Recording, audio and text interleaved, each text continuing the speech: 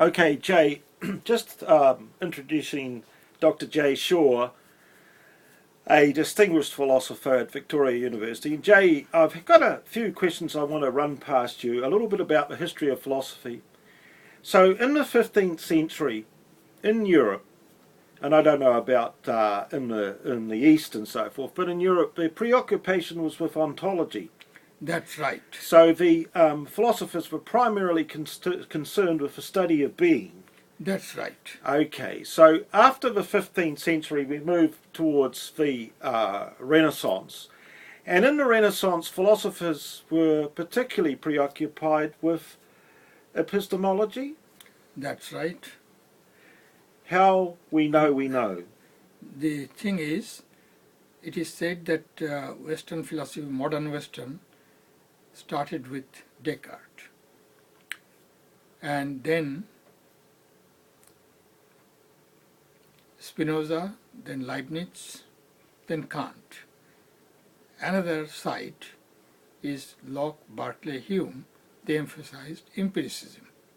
Locke, Berkeley, Hume, Wolff, and then 19th century, John Stuart Mill. And in 19th century, Hegel. So these philosophers dominated the whole scene for the last, you can say, a few hundred years. So listen, I want to just go through that step again. So they started with ontology. That's Started with it, moved to epistemology. Then after epistemology, it moved to meaning. Philosophy of language. Yes. Philosophy of language, very important from 19th century, as well as it is mentioned in empiricist philosophy also. Yeah. Locke, Berkeley, Hume, and Hume and other philosophers emphasized epistemology as well as the nature of human beings, and political philosophy also emphasized in 19th century by John Stuart Mill, and Kant is the greatest philosopher of the I should say 18th century, in the sense that he introduced a lot of things. One, epistemology, then ethics, then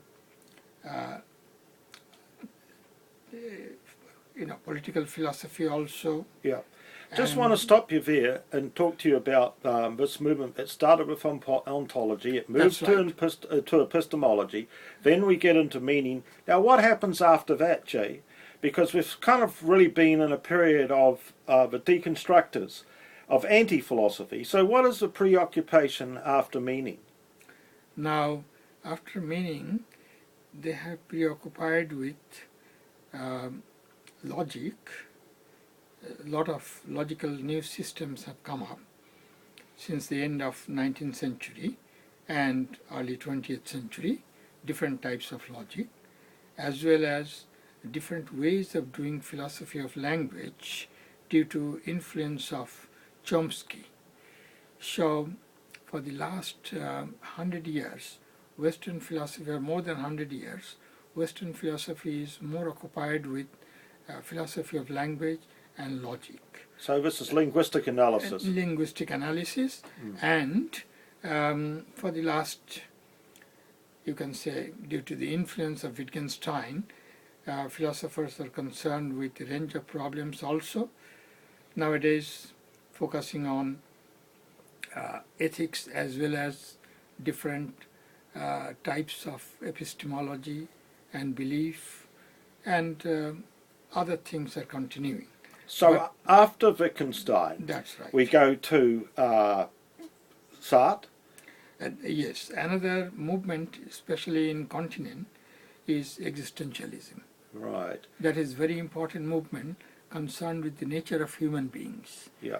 And Sartre has popularized existentialism more than anybody else. And Sartre wants to talk about meaning as well, doesn't he? That's right. But in the end, what happens to this philosophy? It's confronted with absurdity. There can be no meaning. Yes, some philosophers like Camus and others, yes, they are talking about absurdity, whether life has any meaning, and some interpreters have claimed even that according to some existentialist philosophers, life.